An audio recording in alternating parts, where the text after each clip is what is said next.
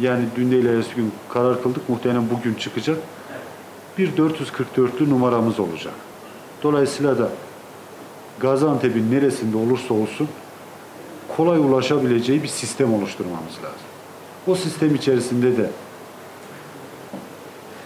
hastaneye mi gidecek, evinde mi bekleyecek, test mi olacak, test olmayacak mı? Arkadaşlarımız bu anlamda iletişim kanallarını açık tutacaklar. Bir diğeri de normal sağlık hizmetlerinin dışında, ambulansın dışında şoförlü araç kiralayacağız. Bunun yapacağı iş biraz önce sizin dediğiniz şey. Kendi aracı yoktur, toplu taşımayla gitmesi gerekiyordur, beklemesi gerekiyordur. Vatandaşı olabildiğince testlerin evden alınması, hastaneye gelmesi gerekiyorsa bu araçlarla alınıp tekrar bırakılacağı bir mekanizma oluşturmak istiyoruz. Ya tabii şimdi normal şartlarda 112'nin yapacağı işler belli. Yaptığı işler de belli. Ama bu olağanüstü bir durum.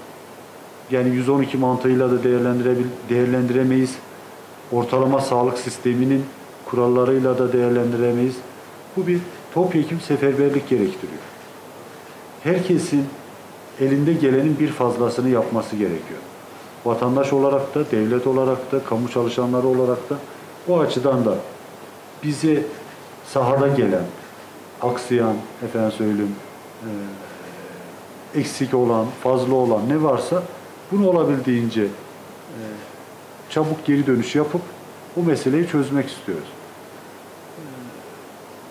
Bütün bunlar sorunu %100 ortadan kaldırır mı? Hayır, sorunu %100 kaldırmaz ama sonuç itibariyle dokunduğunuz kişinin sorununu ortadan kaldırır. Dokunduğunuz kişinin başkalarına bulaşmasını bir nebze olsun engellemiş olur. Bunları yapacağız. Şimdi vatandaşlarımızdan şöyle bir beklenti var bizde. 15 gün ya da 20 gün ya da bir ay sokağa çıkma yasağı olsun. Hastalık komple ortadan kalksın. Dolayısıyla da bir ay sonra da herkes eski pandemiden önceki eski normal yaşamına devam etsin. Bunun olmayacağını anlatmak için ya bu 2 yıl sürebilir. Böyle bir tahmin var.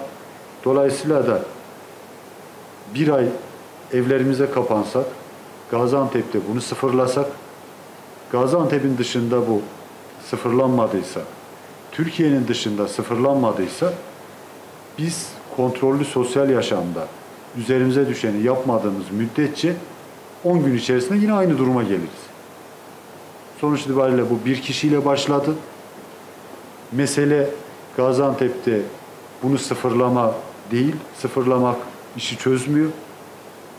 Aşısı bulunana kadar, kalıcı bir çözüm bulunana kadar risk faktörü hep var. O risk faktörü olduğu için de kontrollü bir yaşama ihtiyacımız var. Yani 2 yıllık süreyi anlatırken ondan anlattım. Çünkü haklı olarak şöyle diyorlar. 15 gün evimizde dursak, herkes 15 gün evinde dursa, sanayi çalışmasa, ticaret çalışmasa, kamu görevlileri çalışmasa sorun ortadan kalkacak. Keşke böyle bir şey olsa. Yani iş 15 gün evde kalmakla olsa ve sorun çözülse şu dakika Türkiye'de yapar, biz de Gaziantep'te yaparız. 15 günde çözülmeyecek. Bizim kendimizi disipline etmedikten sonra, bu dünyada ortadan kalkmadıktan sonra, çünkü dünya birbiriyle iletişim içerisinde. Sonuçta Çin'de bir adam hasta oldu. Gaziantep'te biz binlerce adam hasta oldu. Ondan dolayı bu önemli. Ne kadar süreceğini bilmiyoruz. Sorun sadece Gaziantep'in sorunu değil. Sorun dünyanın sorunu. Sorun Türkiye'nin sorunu. Burada Gaziantep'e de düşen, başka şehirlere de düşen, başka ülkelere de düşen aşı bulunana kadar, bu virüs etkisini kaybedene kadar bundan nasıl korunacağız? Çünkü keşke şöyle bir şey olsa. Ya şu ilaç var, bunu kullanırsan iyileşeceksin. Ya da bunu kullanırsan hasta olmayacaksın. Bu olmadığına göre ortada dünyada da söylenilen, bizde de söylenilen enstrümanlar belli. Hepimizin bildiği şu: maske, mesafe, temizlik, olabildiğince kalabalık mekanlarda olmama, kapalı mekanlarda olmama. Bunu yaparsak şehri korumuş oluruz. Bunu yaparsak kendimizi korumuş oluruz. Yani biz Türkiye'de vaka çokken daha azdık. Türkiye'de vaka düşmeye başlayınca biz aynı oranda düşmedik. Dolayısıyla da bizim şu an nüfusa oranla, efendim söyleyeyim, şehir göstergelerine baktığımızda vaka sayımız daha fazla. Ama burada vaka sayısı var. Bir şey yapmayı düşünüyor musunuz? İşte orada oturup hepimizin konuşması lazım.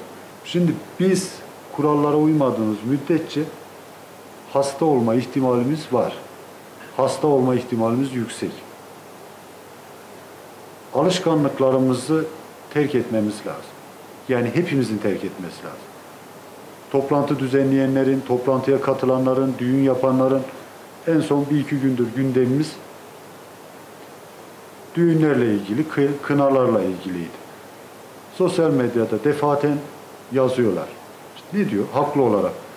Ya yılda işte hayatımızda bir kere evleneceğiz. Neden kısıtlıyorsunuz? O evliliği kısıtlamadığınız müddetçe, daha doğrusu o kurallara uymadığınız müddetçe evlenecek. Belki doğacak torun babaanneyi görmeyecek. Doğacak torun anneanneyi görmeyecek. Komşuyu görmeyecek. Sonuç itibariyle Allah'ın hükmü değil. Yani mutlaka oynayalım, mutlaka iç içe girelim, mutlaka efendim söyleyeyim çok kalabalık olsun. Yani bizim tavsiyemiz nikah olsun. Tamam, nikah yapmadı. Bir düğün yapmak istiyor. Takı töreni yapmak istiyor. Bir seremoni yapmak istiyor. Bunu da anladım. Ya bunu 1-2 saat içinde bitirmek lazım. Birinci gün kına olsun. İkinci gün gidip çeyiz alalım. Üçüncü gün düğün yapalım. Her birinde ayrı bir davullu, zurnalı, efendim söyleyeyim kalabalık etkinlik yapayım derseniz şehre de yazık, size de yazık. Herkes bir başkasının öleceğini düşünüyor. Herkes bir başkasının hasta olacağını düşünüyor. Ne zamana kadar? Kendi ailesinden biri hasta olana kadar. Kendi ailesinden biri hasta olduğunda o zaman şu gündeme geliyor. Hastanede en iyi yeri bulayım, en çabuk bulayım, işte şu şartlarda tedavi olayım. O zaman başka bir gündemi oluşuyor. Yani bizim koruyucu ve önleyici tedbiri almamız lazım. Burada da 2,5 milyon insanı polisle koruyamayız. 2,5 milyonu jandarmayla koruyamayız. Her apartmanın başına adam koysanız yine olmaz. Polis sayısı belli. Yani maskeyi zorunlu tuttuk. Herkesin elinde maske var. Ama maske boyunda. Maske çenede. Bu hastalıkta devletin, valiliğin, belediyenin, bir başkasının bizi bundan kurtarmayacağını herkesin kabul etmesi lazım, inanması lazım. Yani keşke böyle bir imkan olsa, dışarıdaki bir güç bunu ortadan kaldırsa. Bu şu anlama gelmiyor. Kamu bir şey yapmasın. Kamu işte efendim söyleyeyim şartlarını daha zorlamasın. Bu başka bir şey. Hastalık olduktan sonra hastanın tedavisi, hastanın iyileşmesi, hastanın en iyi şartlarda sağlık hizmeti alması kamunun görevi. Onu en iyi şekilde yapması gerekiyor. Ama hastalığı engelleyecek tedbirler kamu %5 etkiliyse, %10 etkiliyse %90 vatandaşlarımızın kendi iradeleri buna etki olacak. Yani hasta olmaya niyet ettim dedikten sonra sizi hiçbir güç bu hastalıktan koruyamaz. Çok kolay. Deniliyor ya şu tedbiri al, bu tedbiri al. Bizim kurallarımızla, bizim söylememizle, bizim yazmamızla kurala uyuluyorsa ya biz diyoruz ki maske tak. Mesafeni ayarla. En basitine uyup uyumama meselesinde sıkıntınız var. Bu en basitini yaptırma ne? Para cezası. Sokağa çıkma yasağı da yapsak yine yaptırma para cezası. Şimdi sokağa çıkma yasağı diyelim ki yaptık. Ne olacak? İşte fıstık sezonu, tarım sezonu. Çiftçiler dışarı çıkacak. Onun dışında belli bir meslek mensubu çıkacak. Onun dışında zaten maskeyi takan, kurala uyan, evinde de kal dediğimizde evinde kalıyor. Maskeyi takmayan, efendim söyleyeyim, sosyal mesafeye uymayan hemşerimize de maske takmadığı için de 900 lira ceza veriyoruz. Evinde durmadığı için de 900 lira ceza veriyoruz. 40 derece, 45 derece, 80 metrekare, 90 metrekare evde kimseyi tutma ihtimalin de yok. Yani olmazların üzerinde konuştuğumuzda yol da alamıyoruz. Sizin temaslı olduğunuz kim var? Oradan isimleri arıyorlar. İsimleri bulduktan sonra kaç kişi? 8 kişi. O 8 kişiye deniliyor ki 14 gün boyunca siz evinizden çıkmayın. Karantinaya alınan bu 8 kişi burada da kendi arasında ikiye ayrılıyor. Birincisi işte imkanı vardır ama dışarı çıkamıyor. Ama ihtiyaçları var. Ekmek alacak. Buna benzer bir ihtiyacı var. Bunun ihtiyaçları isterse kendisi telefonla sipariş veriyor ya da telefonla sipariş verme ihtimali yoksa bizim arkadaşlar onun alışverişini yapıyorlar. Bir diğeri de ihtiyaç sahibi. Yani 14 gün çıkma diyorsunuz. Adamın parası pulu yok. Ona da hazır yemek istiyorsa hazır yemek veriyoruz. Başevli mantığı gibi. Hazır yemek istemiyorsa da gıda paketi ve benzeri ihtiyaçlarını karşılıyoruz. Bizim günlük olarak evinde birebir ziyaret ettiğimiz 10.000'in üzerinde şey var. Karantinada olan hemşerimiz var. Gaziantep'te 10.000, doğru mu? Tabii. Yani 10.000'in üzerinde var. Bu şu anlama gelmesin. Kötüdür anlamına gelmesin. İyi bir şey, şöyle iyi bir şey. Eğer adamın temaslılarını tespit etmezseniz bu rakam 500'de kalır, 300'de kalır, 1000'de kalır.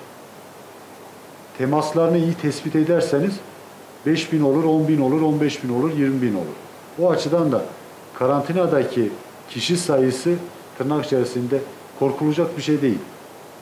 Hastadır anlamında da gelmiyor. Yani karantinada olanların çok çok önemli bir kısmında hiçbir şey çıkmıyor. Ama onu riske atamazsın. O temaslılarda septom görüldüğünde işte test alınıyor. Ayrıca kontrol ediliyor sağlık sistemi anlamında. Ama ya yurtta ya da evinde kontrol ediliyor.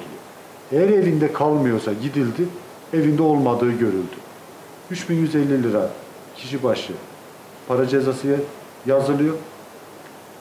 Bir sonrasında da yerinde yoksa onu alıp yurda koyuyoruz.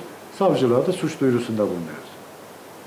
Yani normal şartlarda karantinadakinin kendisini düşünmesi lazım. Çıkmaması lazım. Ama buna rağmen karantinayı ihlal edenler oluyor mu? İhlal edenler oluyor. Olanlara da elimizdeki enstrüman idari yaptırım alıp yurda koymak ve savcılığa suç duyurusunda bulunmak. Her üçünü de zaman zaman yapıyoruz.